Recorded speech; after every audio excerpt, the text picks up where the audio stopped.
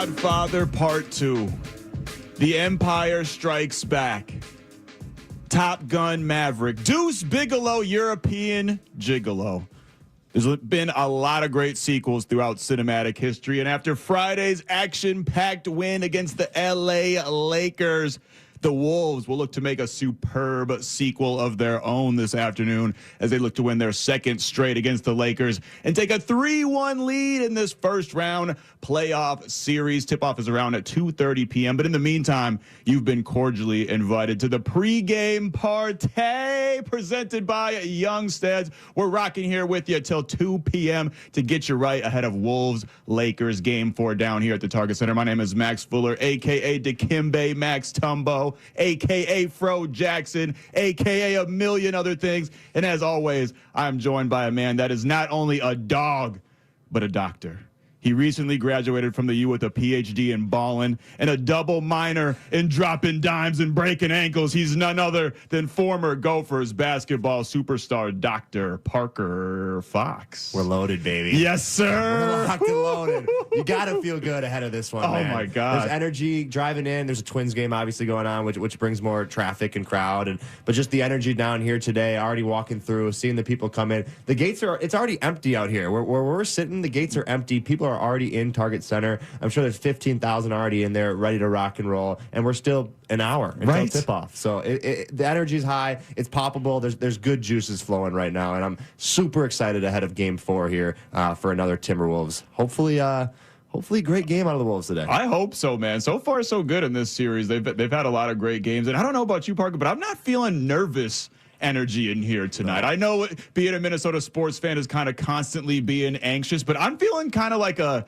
defiant energy tonight. This Timberwolves team has the city believing. We're not just squeaking by. We're winning these games convincingly. It's not often that teams can go toe-to-toe with LeBron James and live to tell the tale. But that man, I mean, you would have thought King James was the Burger King because he was having it his way on Friday night. 38 points, but the Wolves stood their ground 10 toes down. Anthony Edwards was clutch, took over. And just in general, they did not look like a team that was frazzled whatsoever by that Lakers team. No, they didn't. I think you hit the nail on the head. The big story of Game 3 was kind of a vintage LeBron James performance. I think he ended up with 38, hit those 3 threes in a row there in the second half, kind of going down the stretch. Didn't it just feel like it was going to be one of those games? It felt like it was going to be just a LeBron takeover, and it was setting up that way. Like Anthony Edwards said, he was making shots from Yucatan.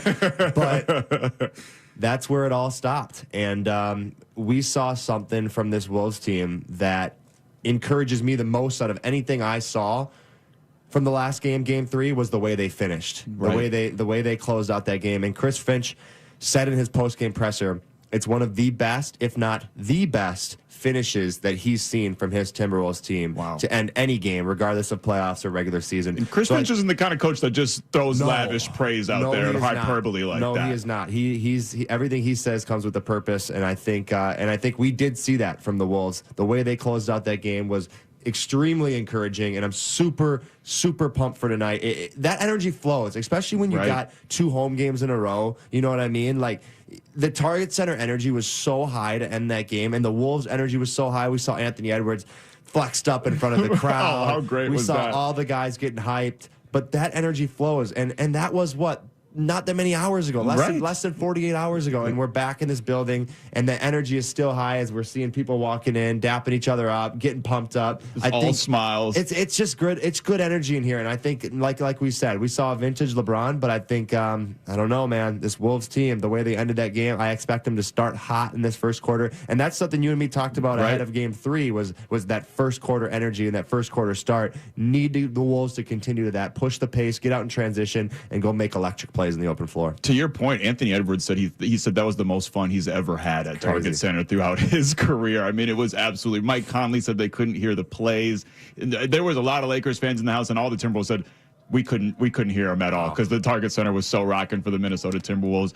And kind of going back to what you said, Parker, I mean, how much of a benefit is it that this Wolves team is battle tested in crunch time? You know, like I think them by a landslide have been in the most kind of crunch time situations throughout the NBA. And the statistics show most of the time it didn't go their way. But that did not look like a team that, that we've seen throughout the season that devolved into hero ball, that kind of froze up at time. That looked shell-shock, say, a couple weeks ago against the Milwaukee Bucks in that fourth quarter collapse. That looked like a team that was mature, poised, and stood their ground, and they were totally fine. I think they closed the game on a 13-1 run. Yeah. So how much do you think it's a benefit that they've been in like countless crunch time situations throughout the regular season? No doubt about it. This is a team that's a 6 seed, right? Like, I think a lot of Wolves fans coming into the season would have maybe expected something better than a 6 seed. Right.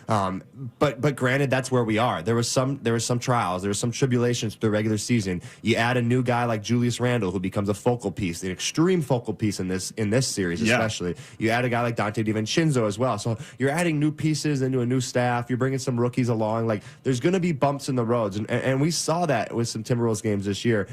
But at the end of the day, this is where we are now in terms of the playoffs, and this is an awesome opportunity for not only Wolves fans but Wolves players and everybody in kind of general, just to see like what Anthony Edwards did there to end that game. It was tied at 103 with 4 minutes and 37 seconds left.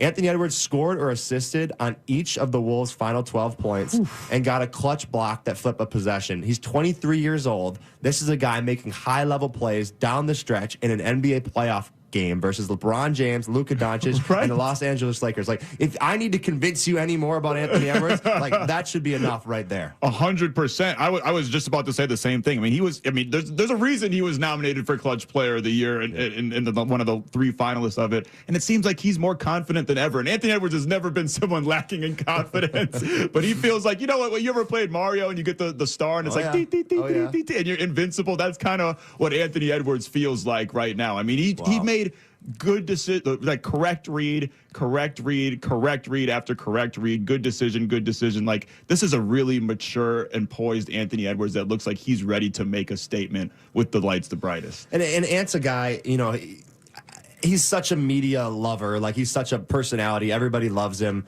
Ant's a guy that kind of creates his own energy in a way, but also feeds off of others. And we were talking about ahead of last game of the leader that Anthony Edwards has become. And I saw something post game. Ant was obviously dapping up the guys on the floor with him, but then went all the way down to the end of the bench, even the guys that weren't dressed, and made sure he gave them their handshake and gave them their love. So I think Anthony's just a guy right now that kind of gets where he's at, and he knows, like, hey, this is no greater opportunity right now than first round of this playoff versus the Showtime Lakers, LeBron James, Luka Doncic. We got ESPN, ABC. Like, all the lights are here. Why not show up? And I think Ant's a guy that's always showed up when those lights are the brightest, and I expect to see the same tonight. I think Rudy Gobert even said it post-game as well, just like remarking on how much Anthony Edwards has progressed as a leader and on how cool it was to see him just kind of take over that game and lead that team to that win that's got him up 2-1 now against the LA Lakers ahead of Game 4 tonight. Once again, this is the pregame party presented by Youngstedts. And speaking of Rudy Gobert, Parker, he didn't even attempt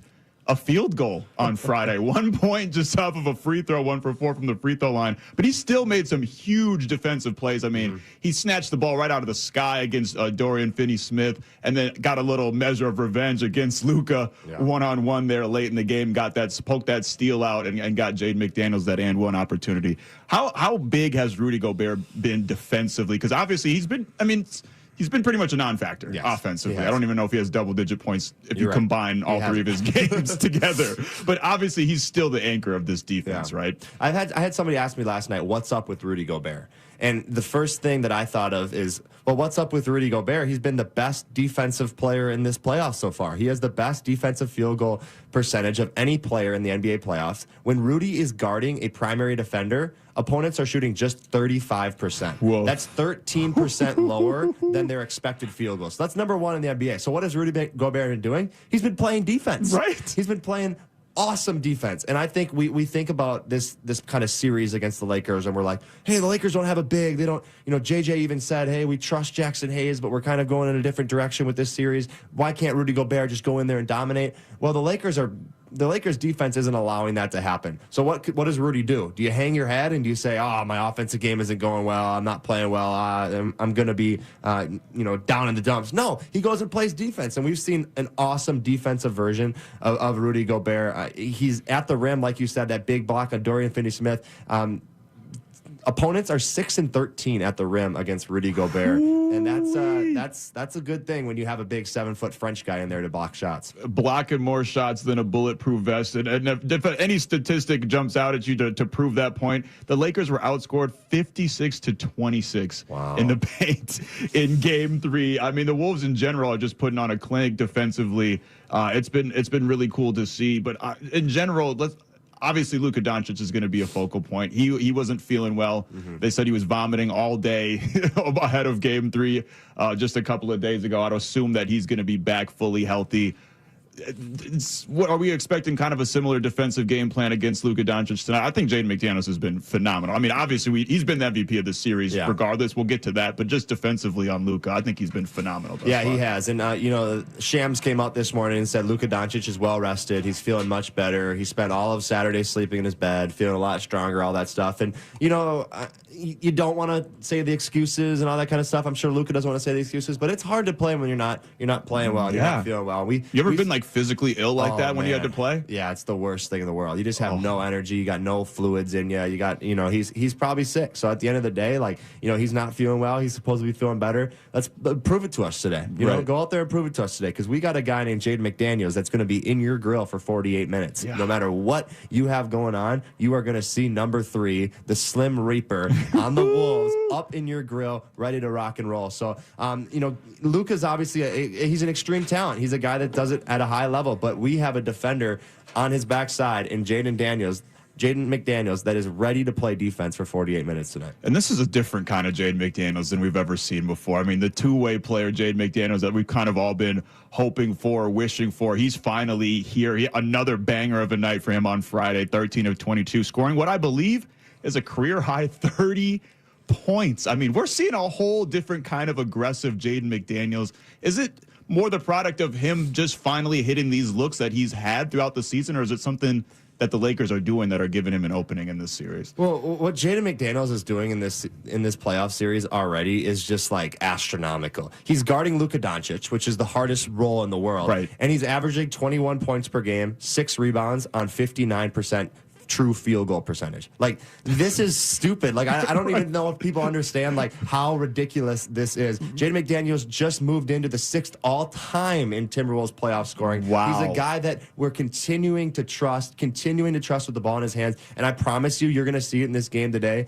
I was talking about it before we came on. Today's going to be a game where we need to make shots. What you've seen from the Lakers defense is this gap presence, this Anthony Edwards dribbling up top. He's got the primary defender guarding him, but then he's got 2 guys kind of right there in that gap, not letting him drive to the hoop. Ant's got to see that, realize it, take that one dribble probe, and spray it to the corners. Guys like Jaden McDaniels, Naz Reid, Nickeil Alexander-Walker, we have to step up and make shots. We got a little lucky last game. Yeah. You and me sat there and we watched it. Naz missed a big one down the stretch. Rudy had a layup that he missed down the stretch. Dante had a couple. So it's we have to step up today. We're going to see a better version of the Lakers. They're going to come out with a lot of vengeance, with a lot of energy. We're going to have to make shots to keep this thing flowing today. And to your point, 36% from 3. Got to be a little bit better at cashing in those opportunities, because the Lakers made 17 threes on Friday night. You can't have a discrepancy that big again, because like you said, there's always an element of luck and not being able to cash in those shots and still surviving everything that the Lakers hit them with. I mean, that just goes to show the Wolves poised and under pressure, but still, you don't want a discrepancy like that again. No doubt, yeah. And this is a Lakers team that you don't want to give them anything, right? We saw it in Game 2 when the Lakers came out and they just kind of puffed their chest up and they're like, hey, we're here today. We're going to play defense. Right. We saw that version of that Lakers team, but that's great. So be it. Even if they're like that today, that doesn't mean we can't continue to score the ball. That doesn't mean we can't defend and we can't make them make mistakes on what they're doing on the defensive end. The defense that they're playing, it's a risky defense. It's allowing for other players to have wide open shots. Now we just got to step up. We got to hit them. I walked out to the court pregame to watch Dante DiVincenzo warm up, and just the confidence I saw from him as a guy. He was taking a lot of corner threes. I think that's going to be a spot where he's taking some threes today, kind of that extended wing area. Look for Dante DiVincenzo to have a really big game ahead of this game 4 here tonight. It was another kind of rough. If you look at just the stat sheet, another kind of rough night shooting for Dante, 4 of 13. Not eye-popping numbers across the stat sheet, but me and you were there watching the game, Parker. It seemed like he had a bigger impact in Game 3 than even before in Game 1 and Game 2. Oh, he certainly did. And I think, this Wolves team, they realize that, right? Like, they're a team that's, I don't know. You look across teams across the NBA and you look at, the kind of continuity that teams have. This Wolves team, they seem to be a really connected group right now. They seem to be super dialed into what Chris Finch has game plan wise. Like, there hasn't been, other than a couple little mistakes here and there hasn't been much like deviation from the plan of what's going on. Like, this isn't some sort of like go out and throw it out there type of game and whatever happens. Like, there's a lot of coaching and there's a lot of stuff happening behind the scenes that people don't even understand in this one. This is an extreme matchup game. These are two teams that match up really well with one another. So I'm really looking forward to see tonight what kind of changes have been made on either side. I think it's going to be a little bit more physical tonight. Yeah. Refs let a lot of stuff go in Game 3. So we'll see early if refs kind of have that whistle or if they're kind of letting things go, and the players are going to have to sense that and play off of whatever kind of vibe that is. And speaking of that high-level coaching matchup, we know J.J. Redick is an evil genius when it comes to basketball. Fewer have had a brighter mind when it comes to just drawing up basketball plays and understanding the fundamental science of the way that basketball works. But what other levers do the Lakers really have to pull? It doesn't seem like they don't have a whole lot in their back pocket. There's no joker. There's no trump card coming here. What other levers do you think the Lakers really have to pull? Because this has got to be a desperate team coming out tonight, knowing that they could go down 3-1 heading back to L.A. Well, the big one you hit on, and correct me if I'm wrong, but what was the points in the paint there? It was like 56 to 26 or something like that. So that's you're minus 30 in the paint. So if you're a coach, if you're J.J. Redick, you're thinking, okay, we're minus 30 in the paint. How do we fix that? Well, we bring in a bigger, taller defender. Okay, where is that bigger, taller defender? The Lakers don't have it. They have Jackson Hayes, but he's not a shot blocker. He's not a Nolan shot blocker. He might get you a couple. He might help, clean up a couple rebounds. But then you go past him. You have Alex Len, who played some garbage minutes at the end of the Game 3. So they don't have, like, JJ can't. Bronny coming out? Yeah, I mean, if Bronny can go in and grab some rebounds, then they'll take it. But like you said, like a guy like JJ Redick, yeah, he's a maestro. Yeah, he's got, all the smarts in the world. But if you don't have interior defense around the rim, and if you're minus 30 in a basketball game around the rim, it's going to be really tough to win that basketball game. So if you're the Wolves, you look at JJ Redick's post-game presser where he's talking about, hey, we don't have a rim defender. We don't have a shot blocker inside. Go inside all day long. We talked about making threes. We're going to have to make threes, but Anthony Edwards has to set the tone, getting downhill. Julius Randle especially. Julius Randle is kind of that secondary ball handler, secondary swing type guy. Yeah. Once you catch that thing, you don't have to settle for that three. Rip, there's going to be lanes. Go inside and finish. Get fouled. I think the refs are going to set this tone early with some fouls. Go in there, earn those fouls, make your free throws, and let's get up early and let's just keep going in the right direction tonight. Right. And Julius Randle, speaking of like getting started early, he seemed like the one that kind of kept the Wolves' energy in it in that first quarter and a half or so of Game 3. A lot of guys didn't have their shot, but Julius Randle, I thought just in general throughout this series, he's been the tone setter for when it comes to physicality, really taking it to Luka and just kind of, tone setting with just passing the ball, being unselfish. I've loved what I've seen from Julius Randle throughout this series thus far. Yeah, I have too, and he's done it on the defensive end. Granted, LeBron had a heck of a night, but sometimes when you're the king and you're LeBron James, you can kind of get to whatever you want to get to. Yeah. And as a defender, you kind of just you got to shake their hand. Obviously, great defense trumps great offense any day of the week. But what Julius is doing on the offensive end is the thing that stuck out to me. He's averaging 21.7 points per game on 5 assists, shooting 50% from beyond the arc and 51% from true field goal percentage. This is a guy that's not been a true three-point shooter throughout his career. He's been able to make it. He's been serviceable, but he's shooting 50% from three in this series so far, which is awesome. We want him to keep taking shots, but I think where his true skill set is to use his size, use his strength, and get inside and make plays inside. Like you said, yeah. There's only one guy for this Lakers team that can block shots at the rim. That's Jackson Hayes. I'm sorry. Go put the pressure on the rim and go dunk on him, right? And continue to dunk on him and make him follow you over and over again. You have the size, you have the strength. Expect a big one from Julius Randle tonight. Yeah, so I can't wait. I'm fully expecting a big one from Julius Randle, and we're going to need it because this Lakers team is going to come out desperate. They're going to come out swinging. They're going to come out throwing everything that they got. And LeBron James, I mean, how crazy was that to actually see one of those games in real life after watching it throughout your entire life, to actually see just like a classic LeBron James takeover game in real life? It was very surreal to see in person. As a Bron sexual, as a Bron lover, it was awesome for me. I'm always in a weird predicament when it's Lakers versus Wolves. These past I feel the same way, man. Because I love LeBron. Like me too. I'm a LeBron's the GOAT, true and true.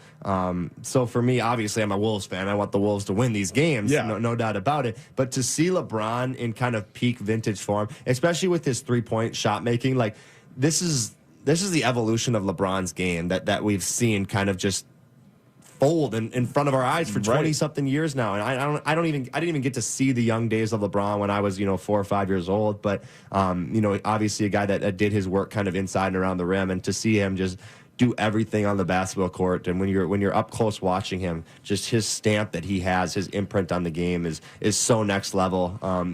It's going to be tough with the quick turnaround here for LeBron. Obviously an older guy, but I think we're going to see early what kind of vibe and energy he's on right away, because the Lakers need him, and they need him bad, because if Luka's not playing the way that Luka needs to play, this one could get ugly today. I had a literal tell your children about LeBron James moment yesterday, because I was telling my daughter about the game, and she's like, how good was LeBron when he was younger? And I was like, oh, have a seat, honey. Yeah. Have a seat. Pull up your high chair. I don't think she wanted the answer as long as I gave her a whole thesis statement. It was like an hour later. And then I was like, yes. And then in game 6 against the Spurs in 2014. And she's like, all right, Dad, enough. No but they're going to need the best from LeBron James, Luka Doncic, and Austin Reeves, who it seemed like right out of the gate in game 3, they made it a point to get him going, and it took a little bit, but finally he kind of found a rhythm there. You expecting the same kind of thing tonight, because they went out of their way to get that ball going for Austin Reeves, I should say. Yeah, they definitely did, and I think we talked about JJ Redick, and we talked about how great of a coach he is, and he clearly knows that a key to getting another Lakers win is to have a guy like Reeves ready to rock and roll. You always talk about your 2 primary guys, right? You talk about LeBron James and Luka Doncic. You talk about Anthony Edwards and Julius Randle. Now, who's going to come along with you? Who's going to be that third? A lot of teams don't have a third primary defender. They don't have,